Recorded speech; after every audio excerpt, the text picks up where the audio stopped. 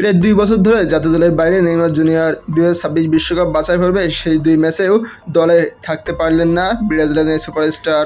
জোরালো সম্ভাবনা তৈরি হলেও চিলি ও বলিভিয়ার বিপক্ষে ম্যাচের জন্য ঘোষিত 25 সদস্যের স্কোয়াডে নেইমারের নাম রাখেনি Brazilian coach Carlo Ancelotti.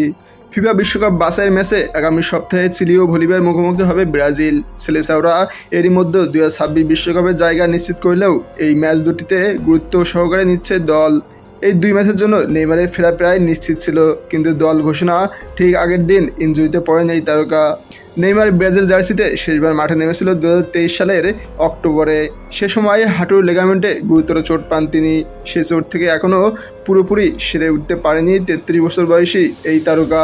Saudi আরবের আল হিলাল থেকে নিজের শৈশবের ক্লাব সান্তোসে ফিরে নেইমার কিছুটা ছন্দে ফেরার ইঙ্গিত দিয়েছিলেন, তবে শেষ পর্যন্ত ব্রাজিল জাতীয় দলে ফেরা হলো না।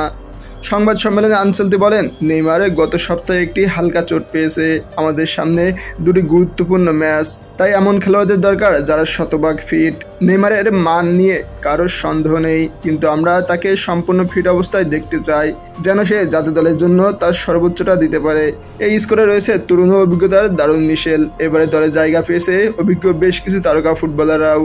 এলিসন, ক্যাসেমিরো, মার্কিনোসরা যথারীতি দলে জায়গা ধরে রেখেছেন। এছাড়া চেলসির কিশোর প্রতিভা এস্তেভাও এবং লুকাস পাকেতাওকেও ডেকেছে আনচেলতি।